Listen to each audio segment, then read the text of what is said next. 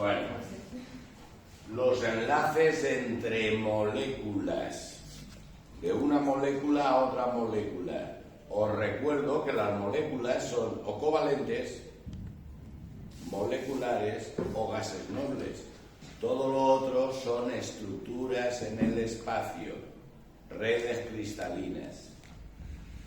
Eso se suele decir que son enlaces intermoleculares, o sea, entre moléculas. Bien, aquí os digo por orden de fortaleza, o sea, el enlace más fuerte a más débil. El enlace más fuerte entre moléculas es el denominado puente de hidrógeno. El puente de hidrógeno solo se produce cuando hay hidrógeno directamente unido a los más electronegativos, flúor, oxígeno o nitrógeno. ¿Qué ocurre ahí? Que esa unión directa a esos tan electronegativos hacen que el hidrógeno quede cargado muy positivamente. Y va a haber una unión eléctrica entre esa carga positiva y otra negativa. ¿De quién? De alguien muy electronegativo, de la parte negativa de una molécula. Aquí os estoy poniendo dos ejemplos para que recordéis. El cianhídrico ya lo hemos hecho y hemos dicho que es una molécula polar.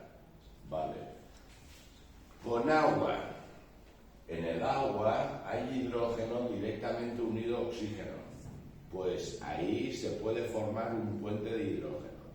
En cambio aquí no, ese hidrógeno no está directamente unido al nitrógeno. Vale. ¿Qué es lo que diríais? Pues que esta molécula tiene una parte positiva y una parte negativa. Y este puente de hidrógeno hace que ese sea muy positivo. Ese muy positivo atrae a la parte negativa de moléculas. Esa atracción es muy fuerte. Y si me preguntan cuál es el enlace entre las moléculas de HF, pues ahora no es una con otra, es HF con HF. En ese HF sí que hay hidrógeno directamente unido a flúor.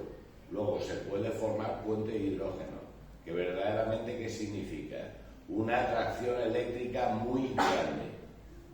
Pues ahí represento la molécula de HF con otra molécula de HF. Y esa atracción entre el hidrógeno de una y el flúor de otra es muy grande. Las siguientes fuerzas, que son mucho más débiles que el puente de hidrógeno, también son ¿qué? Fuerzas eléctricas, es decir, fuerzas entre cargas positivas y negativas de atracción. Las tres que hay, la más fuerte es dipolo permanente, dipolo permanente. ¿Eso qué sería? Entre una molécula polar y otra molécula polar. Por ejemplo, ¿qué unión hay entre el cianhídrico con otro cianhídrico? Pues esa de una molécula polar. Y esta también, pues fuerzas de Van der Waals del tipo dipolo permanente, dipolo permanente. Aquí, otro ejemplo, que no tiene por qué ser de lo mismo. ¿Qué unión habría entre las moléculas de cianhídrico y las de fluoruro de metilo o fluorometano? Pues el fluorometano ahí os recuerdo que es una molécula que tiene carga negativa hacia el flúor y hacia los hidrógenos tiene carga positiva. Pues como esta es una molécula polar y esta otra molécula polar, habrá una atracción eléctrica fuerte del tipo Van der Waals, dipolo permanente y dipolo permanente. La siguiente reacción, que es más débil que esa, sería dipolo permanente, dipolo inducido. ¿Eso qué es? Pues una molécula polar con una molécula polar. Cianhídrico con cloro. Os recuerdo que la molécula de cloro obviamente es apolar, pero la molécula de cianhídrico sí que es polar. ¿Qué es lo que ocurre ahí? Pues ocurre que hay repulsiones y atracciones eléctricas. Esta parte negativa repelería, digamos, los electrones hacia la otra parte de lo que tiene enfrente y consigue esto inducir cierta carga positiva aquí, cierta carga negativa ahí, y esa sería la unión de las metales.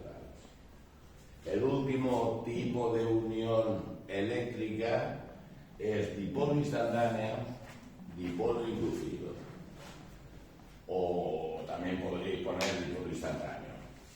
Estas se habla por ahí que son fuerzas de dispersión, pero son de unión, no de dispersión.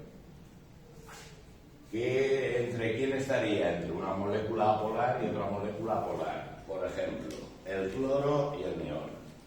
Si yo lo represento por ahí, es una molécula polar y eso también es apolar. Pues ahí tenéis la molécula que no hay carga. Pero los electrones, os recuerdo que están por ahí cubriendo esa zona de espacio. Puede que en un instante, en el instante después ya no, pero en ese instante se genere una parte negativa y otra positiva. En ese instante que se genera la parte positiva y la parte negativa, conseguirá que la otra molécula inducir carga. ¿Cómo? Pues esa parte negativa repelerá los electrones hacia aquí y se generará ahí una parte positiva y una parte negativa, y esa atracción ya es muy débil. Además de, digamos, de instantánea, que aparece, desaparece. Aquí, si tengo que hacer una comparativa entre dos, estas uniones se favorecen con el tamaño. Es decir, si estoy analizando cloro con neón o F2 con neón.